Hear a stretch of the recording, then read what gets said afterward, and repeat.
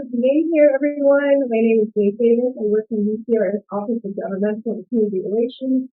Welcome to the 6th annual Persist Women's Political Engagement Conference. Extended introduction of the conference when we get downstairs at 5 o'clock. But for now, I just want to say thank you for being here. And so we also have 50 people watching online already. So hello, everyone out there on Zoom. I'm so excited about this panel. This one is near and dear to my heart. I worked in the Women's Resource Center for 5.5 years, and I'm so thrilled that the Women's Resource Center is the co-sponsor of Persist yet again this year. We had a last-minute moderator change. Unfortunately, Yvonne cannot be with us today due to a family emergency. Thank you so much, Kathryn Wren from the UCR School of Public Policy, for stepping in. I'm going to go ahead and turn it over to Kathryn. All right. Thank you so much, Denise. Right. In 1969, the Women's Liberation Front established the first co-op daycare on campus aimed at supporting students who were mothers.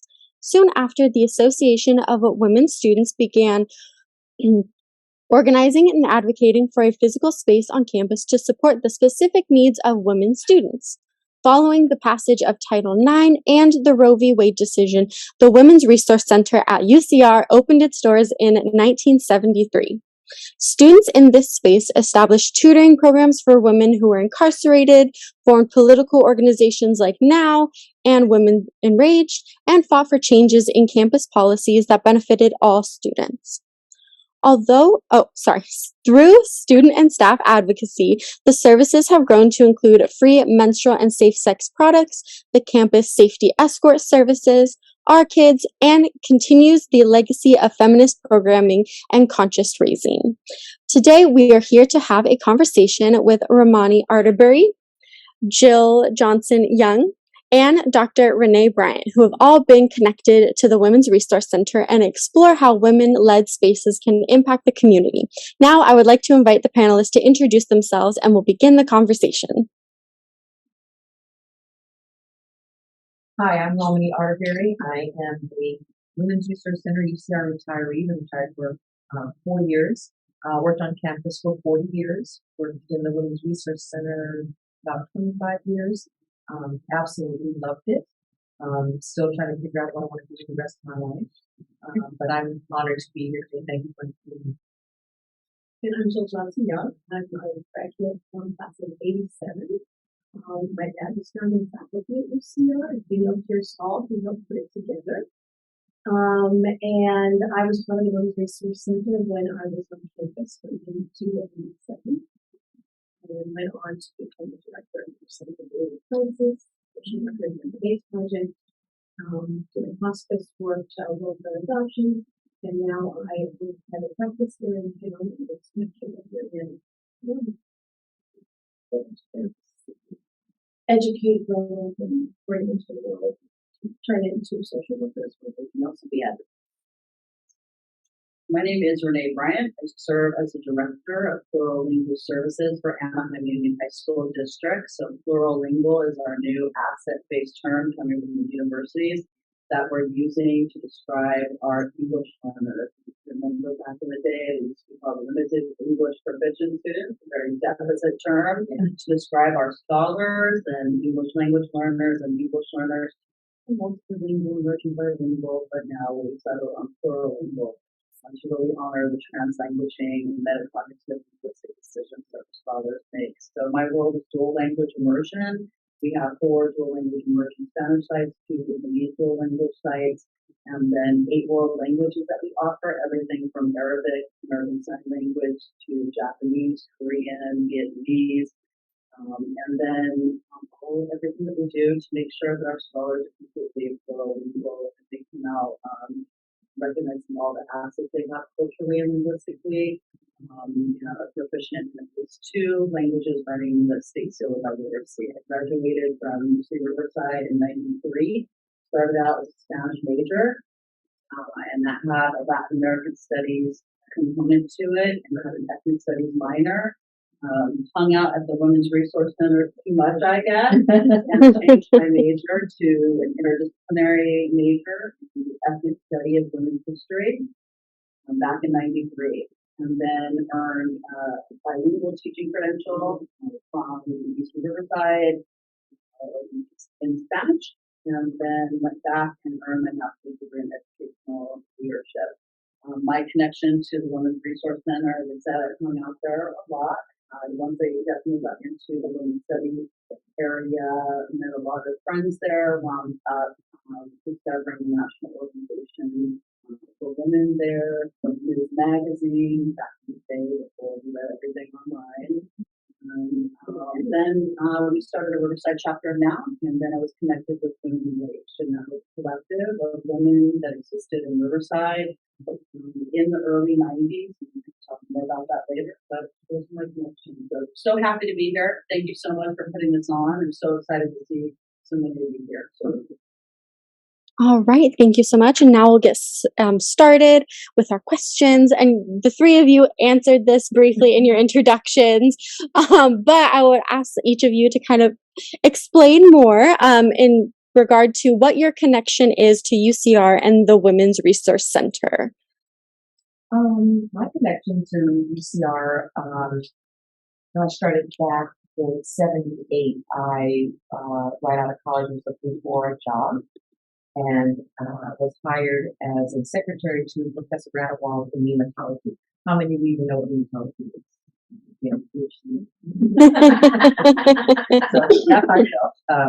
I didn't know what nematology was. It's the study of the nematode, a small insect that when you spray it eats fleas, so it's pet friendly. You don't use pesticides that year. Professor Renae gave dictation. I would take shorthand because happening back. He said, "Oh, just leave a line if you don't know what it means." Okay, you're done. And contact me at. Yeah, I didn't know the terminology. I started there. I worked there for about 3 months, and then applied for a job for the Vice Chancellor's Superintendent's office, and worked there for 10 years. One of the things that I think that job prepared me for was after having worked there for 10 years, I had my first child who was diagnosed with cancer while on my maternity leave. And so my boss would come back part-time, not full-time. So I came back part-time and job shared with a UCR student. She was a single parent, lived in family student housing. She was a liberal studies major. And we did that schedule for 2 years, never saw each other. So this was before the days of email. So we just left a running document. Hey, Ramona, my chaplain wants this letter typed. Here's the letter. You gotta type up the envelopes. I'd come in on Wednesday. I did Monday, Wednesday, Friday. She did Tuesday, Thursday. She'd say, "Okay, I sent the letters out. This envelope is incorrect," and that's how we communicated for 2 years. At the end of the 2 years, my son was finishing chemotherapy, and I was pregnant with my second child.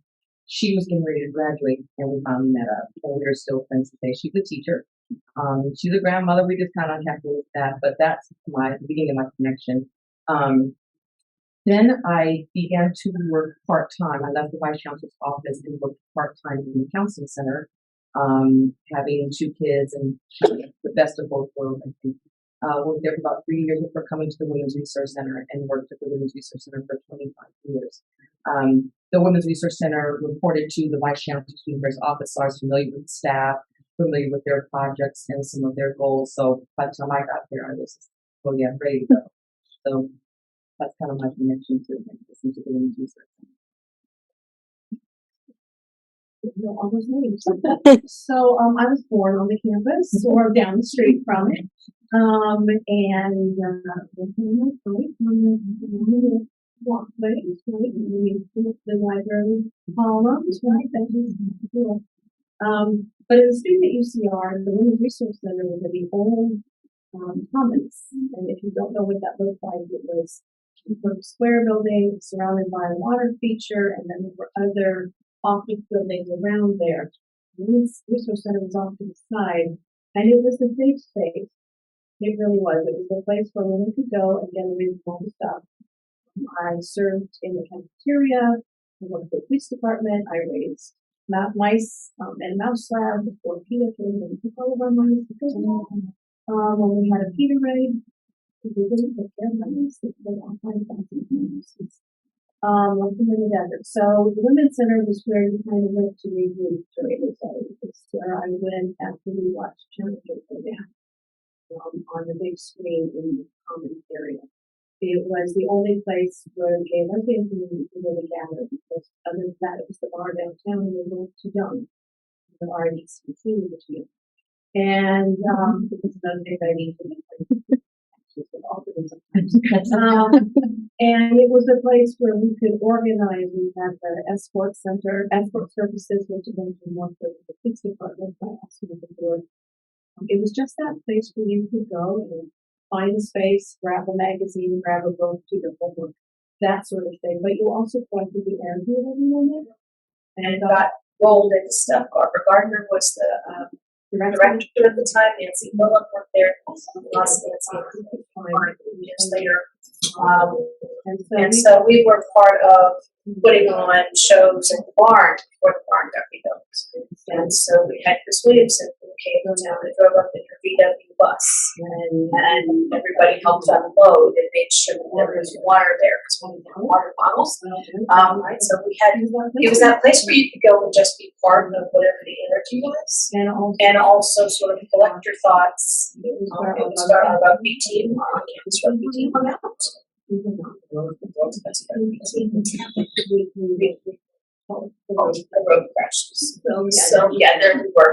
But we had fun. It was a safe environment. It's what propelled me into becoming part of the Renae's project right after I graduated. We lost the director of the counseling center and his partner with HIV/AIDS that year. Charles was a beloved member of the community at large.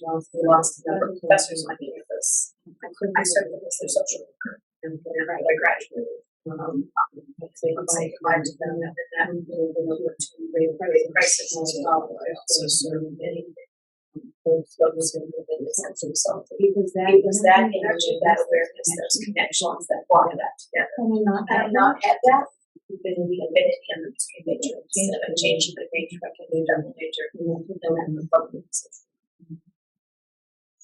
For me, I think I told you a lot about my history on the Riverside, long history. Those people might have a PhD there eventually. A lot of getting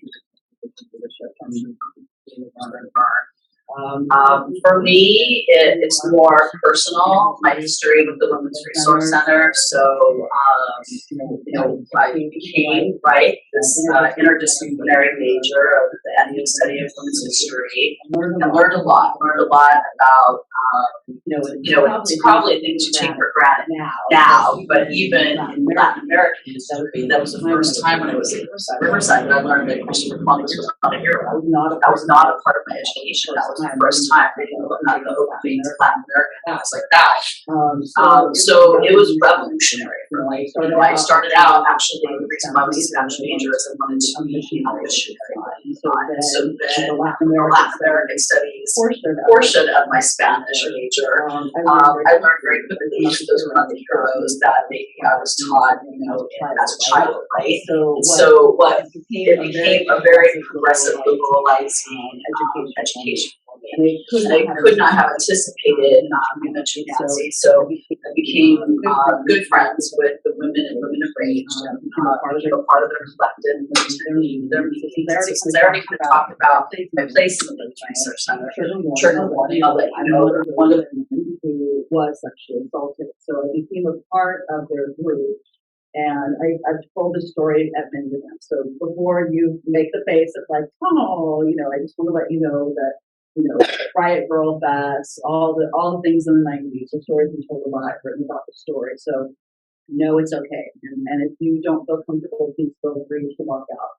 But very briefly, I wouldn't have known what to do. So first it was just that I was in the Women's Resource Center. That made me then want to change my major. Because I changed my major, I took these classes to understand that race was about power. And so then when I had my book broken into and I was tapped, I knew for me it was about power. I knew Nancy's story and I knew that she had fought back, and it sounds so crazy. I didn't fight back because I knew Nancy's story. And for whatever reason, I did survive.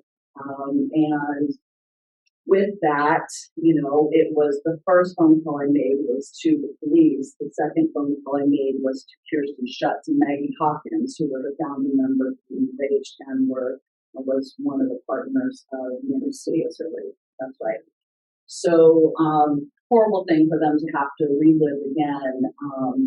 And if it wasn't for them, I wouldn't have been able to survive the things I was able to survive. They took me to one hospital, Kaiser, where I had my insurance. They told, the cop looked at me and said, "What were you wearing?" But did not take the things I was wearing, and did not take any evidence from the apartment. Said that I didn't lock the door, and then wound up being told to go to Magnolia Hospital, Riverside Hospital, where then I was met by two police officers who had to stand in line for 30 minutes. Then finally was taken to San Bernardino, where the rape, where Western Nurses Association had been contracted by the city to do the rape kits. And Kirsten and Maggie from Women's Rage met me there. And if it wasn't for them, if it wasn't for the Rape Crisis Center, the Western Nurses Association, I knew what they were doing. And so they were new. And so the Rape Crisis Center, my advocate stood there, was like, "You need to do this, you need to do that." So my kit was pristine. Sat in a closet for 20 years. It's a different story, but it was pristine. So I want to say that, thank you both. I don't get to meet many of the people who worked in the center, but it did have a significant impact on my journey. I would say that I probably would not be sitting here today if it wasn't for the existence of the Women's Resource Center. So I'll end there. Don't be sad. I really do feel that those things that we can survive, we are meant to then help others, and hopefully people will find solidarity with us and they won't feel so alone in their journey. So I've been very open about what I've survived, because people look at me and they're like, "Ah, you know what I mean?" We create our little narratives about people. We all have biases, and that's normal. So I'm always happy to share my story, but I don't end there. Well, thank you so much for sharing your stories and experiences. I feel really honored to be here in this space with the audience, of course, and with the three of you. And thank you for I never have to walk around campus feeling unsafe, and I feel like three of you are the reason why. So I want to say a huge thank you to making me feel safe on campus every single day. Now, my next question for you all is, how can students and, just folks in the community use their voices to enact change? I feel like the Women's Resource Center offers opportunities for students on campus, whether that's a career interest that you have, or a hobby, or something that you feel passionate about, through the internship program that we offer, through programs that we co-sponsor, like events like this with Persist. It gives students an opportunity to put a voice to your passion.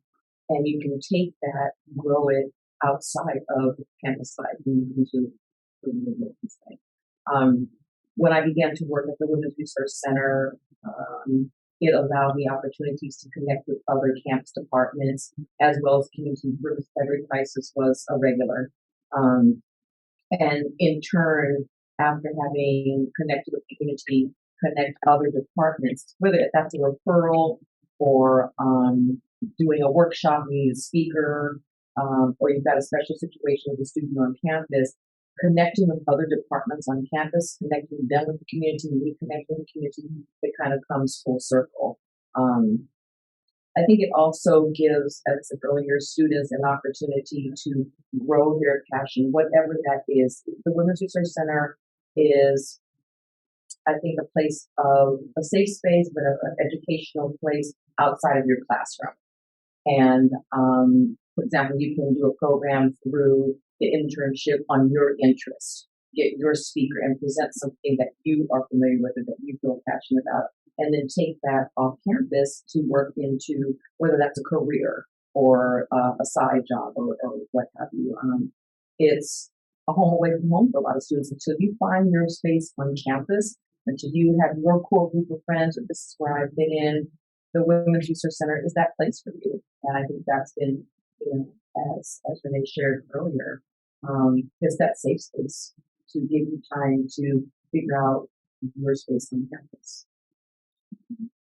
I'll second that. Yeah, it's a having the women's center and women's centered spaces gives women in particular that place where they can go and sort of let your hair down or my case it off. And you can not worry about the outside world of who you're in and just be you and connect with other people. It does give you that space to create and to figure out who you are and where you're going. Gives you a place to tell your story. It's just really important. I can never afford more life. I went to social school. It was possible in this case, by the way. But I couldn't afford the dorms. They were still too expensive. And so that was a place on campus where I could go and hang out with other students because I didn't have a dorm or place like that to go to. When I served in the cafeteria, when we had the baseball teams every year, and some of those baseball players needed some enlightening as to how to treat women and did not get it in those days. So when I got away from that toxicity, I could go to the Women's Resource Center and, oh, let me just tell you what just happened. And say all the things that need to be said, right? And it's that telling your story that you then take into your career. So now as a grief expert telling stories of what I do and what I help people do, and it's that foundation from hanging out with Barb and Nancy and all the other folks there that has really shaped how you do that and how you give yourself permission to tell all of your story, not to edit it, and to also say, you don't have to make the face. So when I say I've been widowed twice and I'm married the third time now, people go, oh, but no, and collect spouses. And now I'm married to a photographer who took care of 2 previous wives. So that worked really well when you tell your story, right? The in between was the first wife who was married since wife was a hospice nurse. So keep them all close, just that kind of thing is not so fake having a sense of humor. Because it's a safe space to be at too.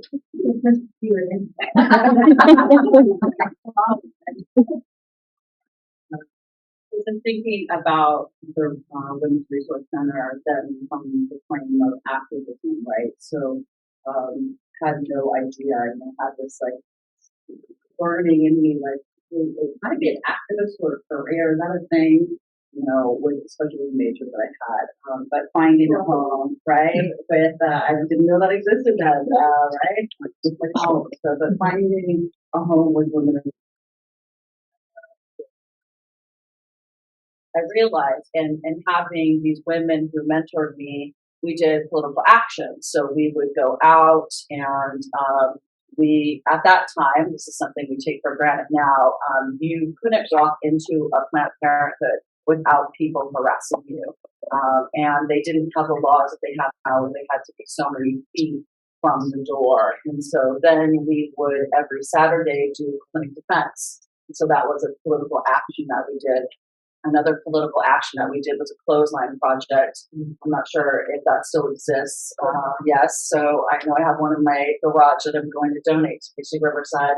So yeah, a way for women to be able to take clothing and really tell their story through the clothing and hang it so that people, it's a testament, right? It's a testimony to what we've been through. It's real. And so that's another action that I learned from these amazing women.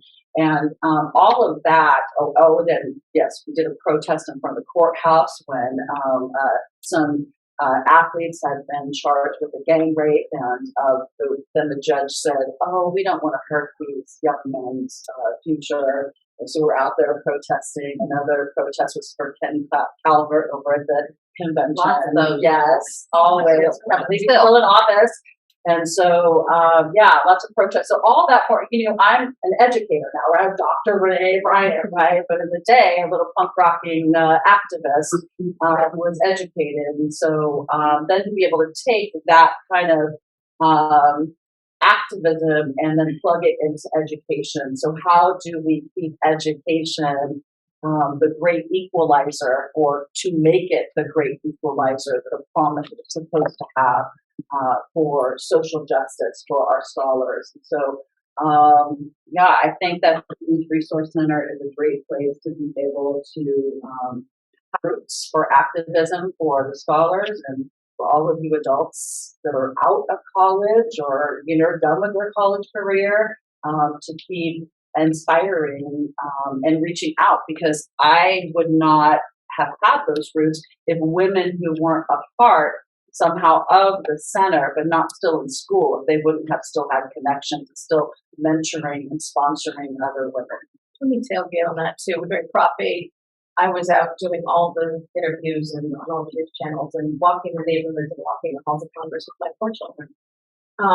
Delivering their pictures and asking senators who were not nice most of the time to please not say ugly things about their family. That also came from the time in the Women's Center and being able to see that if you don't use your voice, somebody else is going to, and your voice is going to get lost. And the gathering we had after Nancy's death was really a testimony to the power of what a gathering of women on a daily basis can mean when things happen. And so I told my tremendous story, and I will say it was Women Rage that came together from Women's Resource Center that then called together the police department. They called together Western Nurses Association. They called together the entities that caused me, because I was the guinea pig, the very first person who had to have a rape kit done after they contracted with Western Nurses Association. So I was the only person who went through like 3 hospitals, but we brought everyone together. And because of these women, we changed the laws to where they stopped their contract with the Western Nurses Association. And survivors don't have to go through that type of thing. One hospital in both women. Right? So little things, right, make a big difference. Indeed, little things do make a big difference. And thank you so much. And okay, our next question is, how, and this is definitely piggybacking off of the 2 other questions, but how do women-centered spaces foster relationships and growth for students? I feel the Women's Resource Center offers so many programs and events that can nurture a student's interest. Whether you're coming to join something that already exists or you want to create something on your own, the Women's Resource Center is that space for you. Listening to both Jill and Renae talk, it's amazing how I can see the connection. When you talk about Barbara as the former director, she was the one that hired me. When you talk about Nancy, we were friends, and I remember the incident. And that was really tough, was that she died the way she fought for something was really hard to kind of come to terms with. Listening to you, Renae, talk about the services that you use, we created the Thrivers and Survivors support group. So it's great to see how this has come together, from the perspective of using the services, putting the services together. Women's Resource Center has been in contact with Riverside Great Crisis for a long time.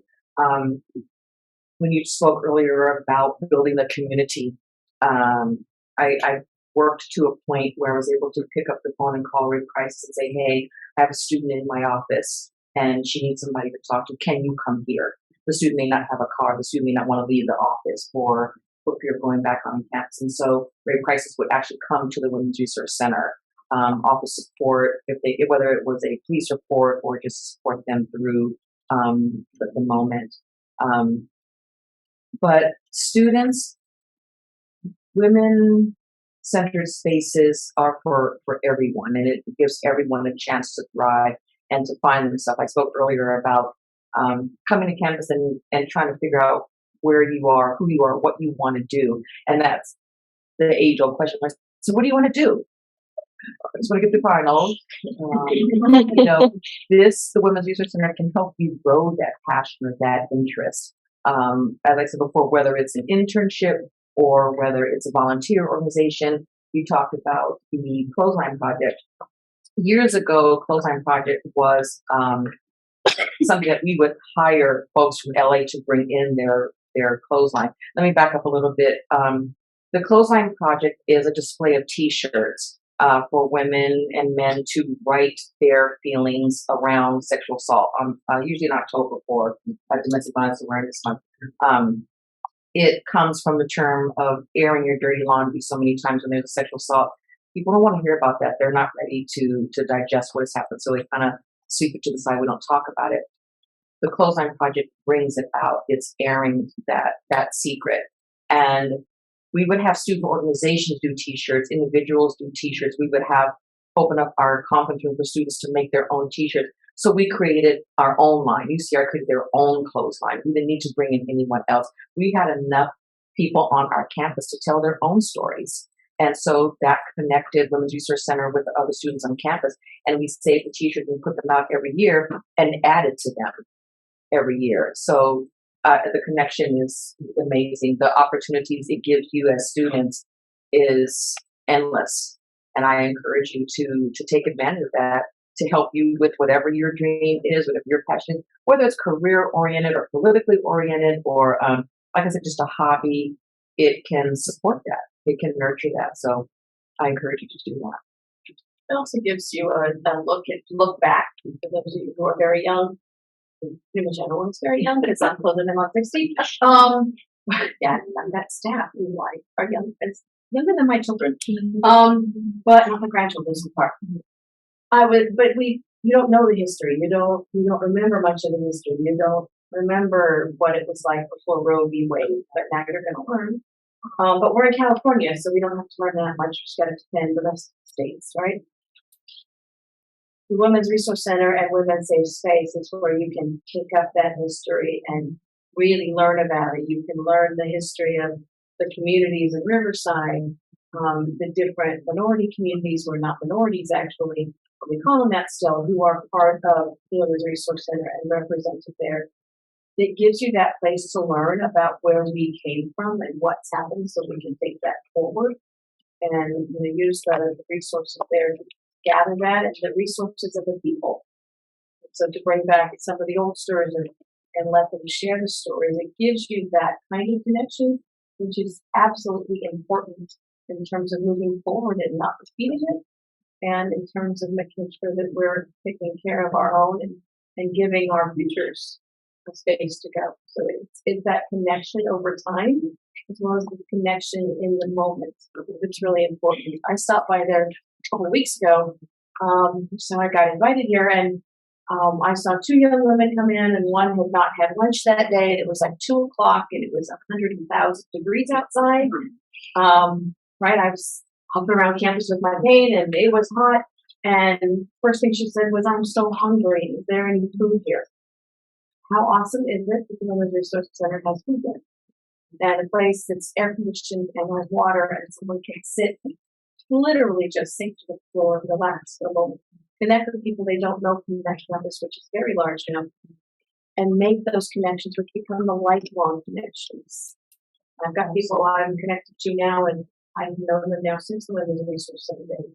And it's a way that those connections will go with you for the rest of your career. I'll just add, so obviously from this experience of the Women's Resource Center and the being in education, so I also serve as the president of the Riverside chapter of the California Association for Bilingual Education, and president-elect for our Association for California School Administrators for Region 17, which is in Anaheim. And I say those things because during the pandemic, right, educators, everyone were all completely isolated. And so, especially even as women, right, completely isolated. So these amazing three authors, Dolores Tree, Aria, and Stacey Stanley, wrote this book called Multilingual Female. And it's centered in the educational space, but it's an amazing book.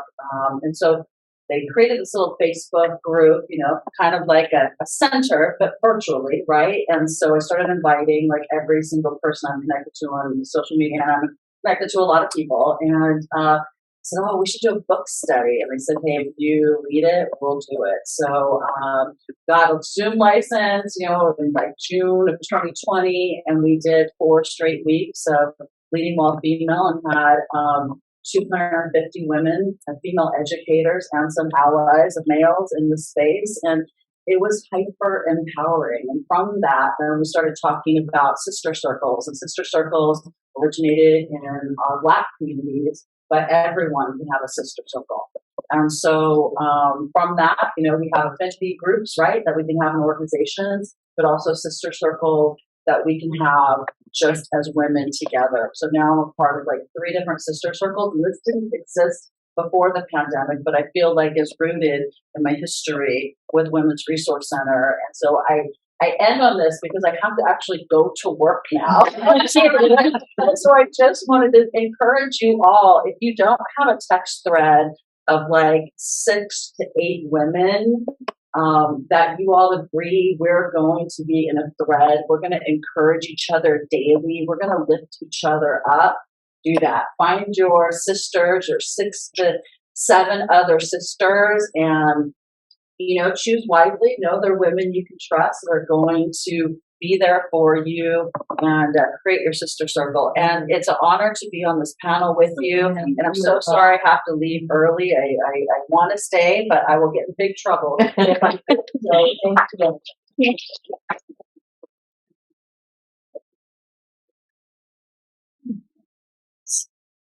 And yes, thank you to Dr. Renae Bryant. It's truly a pleasure to have you here. And yes, definitely don't get in trouble. All right. And then it looks like we have about like 9 minutes left. So we'll do one more question. Do the both, well, tell us your favorite memory about an event or person who you were connected to at the center. I know you guys have already said a couple. Some of my, so many. Some of my favorites include vagina monologues. I love vagina monologues. It is a fun, different, interesting way to educate folks on issues pertaining to women, from women's health to stereotypes around those particular topics, sexual assault, abuse, the first OBGYN appointment. I love it. I think we did that program for about 5 or 6 years. How it started off was LGBT used to do it, and you're supposed to do it for 2 or 3 years and then pass to the next office. Well, it passed to us, and I just didn't let go of it for a few years. Kept doing that. The Campus Safety Escort Service, one of the things that is my favorite is meeting the founder of that service. That service started with a sexual assault over the res halls, 40 years ago maybe. And one of the guys in the office started walking his female friends to class, and then those female friends told their friends, and then kind of grew from there. Well, then it was just him. So he started telling his guy friends, hey, let's get together and walk women to and from campus. So it kind of grew from there. He eventually got an answering machine, and people would call and say, hey, I'm over in, Pierce. I need to go to res halls. Can you meet me? And then you have to come back to the res halls, get that message, go back out to Pierce. We got walkie-talkies. Right, and then graduated to walkie-talkies. And then it grew to where it was in the Women's Resource Center. So when I left, we had 40 men and women volunteered.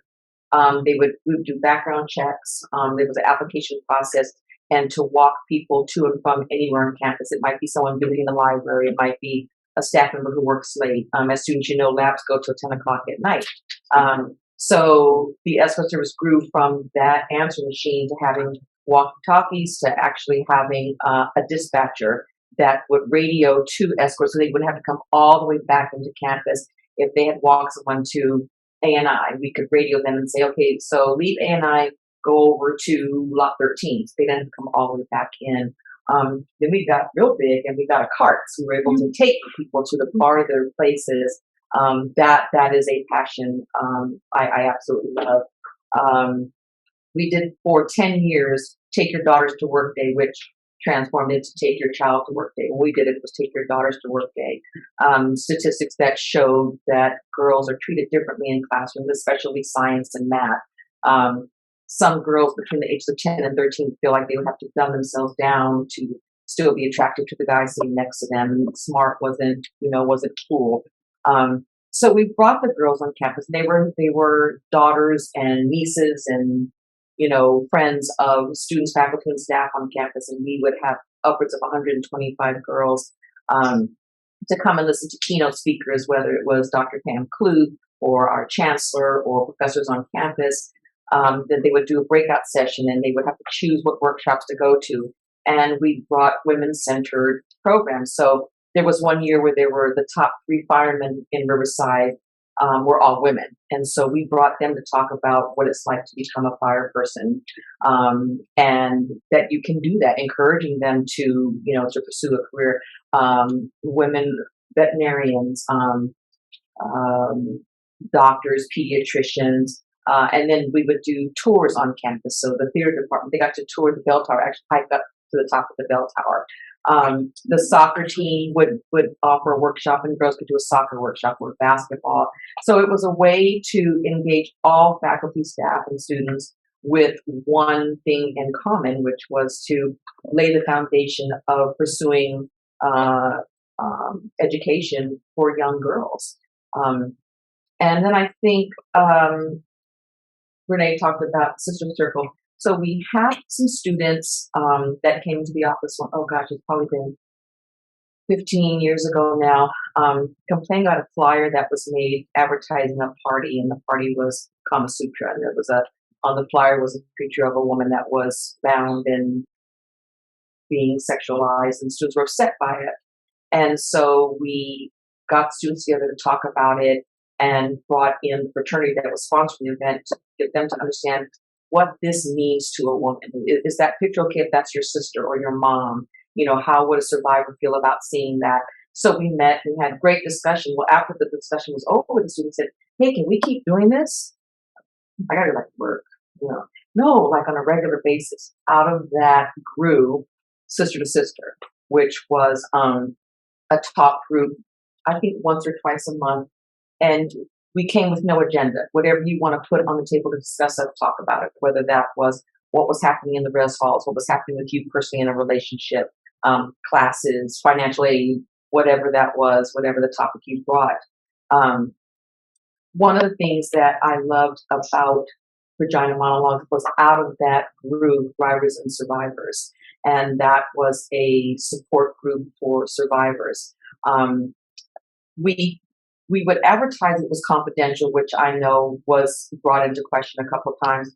How it worked was if you were interested in the group, participating in the group, I would meet with you for 10 or 15 minutes, and you didn't have to break down what your story was. I would just simply ask, is this something that applies to you? And if you said yes, then I'd say, okay, this is where we meet. This is the time that we meet. And most survivors are not going to want to share where they're meeting.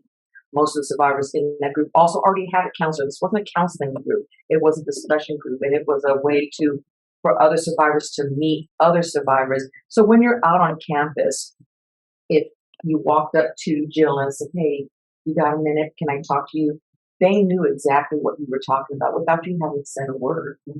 And there was a time when we were meeting with 40 survivors. When it first came together, two of the participants of Vagina Monologues came and shared with me that Vagina Monologues was a way for them to process their sexual assault. And I started thinking, if it's those two, I mean, there must be more.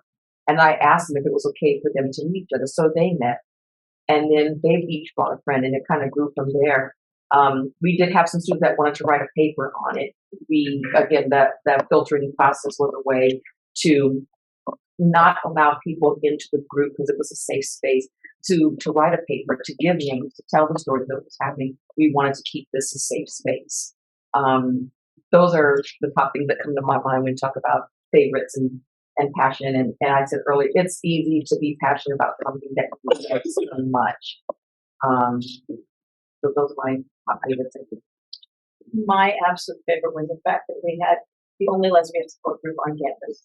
And so it was literally the only safe space. You had to come into the back door. It was the old commons, we had to find the back door. And somebody kept watch, or usually to make sure nobody else was watching. It was unsafe. A lot of the time on campus, we had preachers on campus who would follow you around and scream at you and things.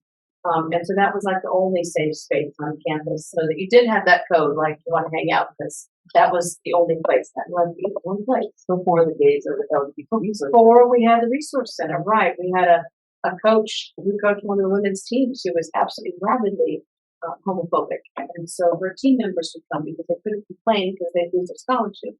So it was a safe place to go, and that was hugely important to me. personally. And I think the nights that we had like Chris Williamson there, that if you don't know, please go listen to her tonight on YouTube. I was on a cruise. She was in the same reception area with me. We hung out a bit. She remembered it's 90 UCR from Nancy, and we sat and talked about Nancy. So to me, that's like the magic of the Women's Center. This is someone who's performed for 50 years around the world. She remembers that spark of light that was the Women's Resource Center. She remembered all the women volunteers who pulled things together to make a safe women's space happen once or twice a year at the farm. I think those are my favorites. Absolutely made the biggest difference and made a difference in my career as well. And then when we brought the quilt, that was important because we had quilts for people who lived on campus. We had George from English and Charles from the Council Center, a variety of other people that we lost. It was a way to celebrate that connection to us. And I know we're out of time. Thank you so much to the both of you, Romanie Arterberry and Jill Johnson-Young. Thank you so much.